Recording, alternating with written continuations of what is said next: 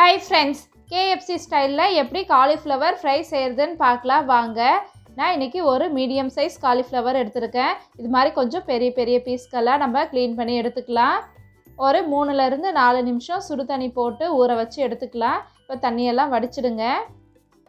ஒரு பவுலில் 1 கப் பால் எடுத்துக்கலாம். கூடவே 1 ஸ்பூன் மிளகுத்தூள், தனி மிளகாய்த்தூள் 1 ஸ்பூன் சேர்த்துக்கலாம். பூண்டு தனியாக இடித்து நல்லா சேர்த்துக்கோங்க. பேஸ்ட்டு மாதிரி 1 டேபிள் ஸ்பூன் அளவு சேர்த்துக்கலாம்.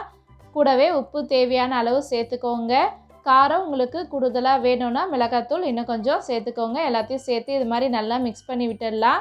இப்போ நம்ம சுடு தண்ணியில் போட்டு வச்சுருக்க காலிஃப்ளவர் எல்லாத்தையும் இதில் சேர்த்து ஊற வச்சுக்கலாம்.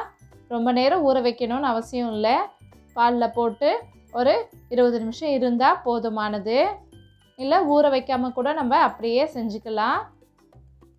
இப்போது கோட் பண்ணுறதுக்கான மாவு சேர்த்துக்கலாம். நான் இன்றைக்கி 1/2 கப் ரவையை மிக்சியில் நல்லா பவுடர் ஆக்கி சேர்த்துருக்கேன். கூடவே அரிசி மாவு, சோள மாவு சேர்த்துருக்கேன். உப்பு சேர்த்துக்கலாம்.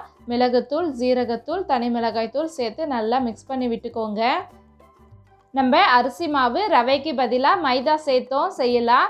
நான் டீட்டெயிலாக இன்னொரு வீடியோவில் மைதா சேர்த்து எப்படி செய்கிறதுன்றதை போடுறேன். இப்போ நல்லா இது மாதிரி மிக்ஸ் பண்ணி விட்டுக்கலாம். ஒரு டைம் கை வச்சியும் நல்லா மிக்ஸ் பண்ணி விட்டுருங்க. நம்ம போட்டிருக்க மசாலா எல்லா மாவுலேயும் கலக்கிற மாதிரி நல்லா மிக்ஸ் பண்ணி விட்டுருங்க.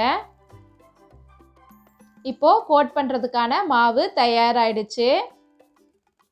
நம்ம பாலில் ஊற வச்சுருக்க காலிஃப்ளவரை ஒன்று எடுத்து இது மாதிரி மாவில் நல்லா புரட்டி எடுத்துக்கோங்க. எல்லா பக்கமும் மாவு ஒட்டுற மாதிரி இது மாதிரி புரட்டி எடுத்துக்கலாம்.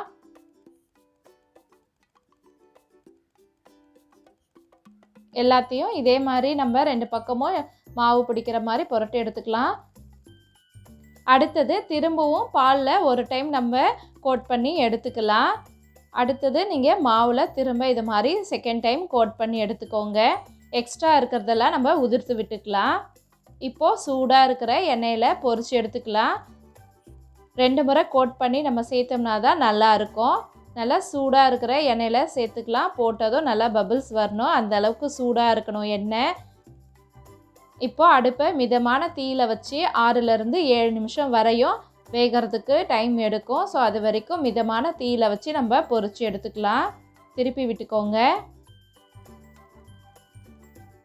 நம்ம காலிஃப்ளவரை பெரிய அளவில் கட் பண்ணியிருக்கிறதுனால வேகிறதுக்கு கொஞ்சம் நேரம் ஆகும். ஸோ 2 பக்கமும் நல்லா திருப்பி போட்டு கிறிஸ்பியாக வந்ததும் திருப்பி போட்டு எடுத்துக்கலாம். இதே காலிஃப்ளவரை நீங்கள் சின்ன சின்ன துண்டுகளாகவும் இதே மெத்தடில் செஞ்சிங்கனாலும் அதுவும் டேஸ்ட்டு சூப்பராக இருக்கும். கேஎஃப்சி ஸ்டைலில் நமக்கு சூப்பரான காலிஃப்ளவர் ஃப்ரை ரெடி ஆகிடுச்சு. நல்லா கிறிஸ்பியாக சூப்பராக வந்திருந்தது. இந்த ரெசிபி உங்களுக்கு பிடிச்சிருந்தா நீங்களும் உங்கள் வீட்டில் ட்ரை பண்ணி பார்த்துட்டு எப்படி இருக்குன்னு கமெண்ட்டில் சொல்லுங்கள். இந்த வீடியோ உங்களுக்கு பிடிச்சிருந்தா லைக் பண்ணுங்கள், ஷேர் பண்ணுங்கள், கமெண்ட் பண்ணுங்கள், மறக்காமல் சப்ஸ்கிரைப் பண்ணுங்கள். Thank you, by by. நெக்ஸ்ட் வீடியோவில் பார்க்கலாம்.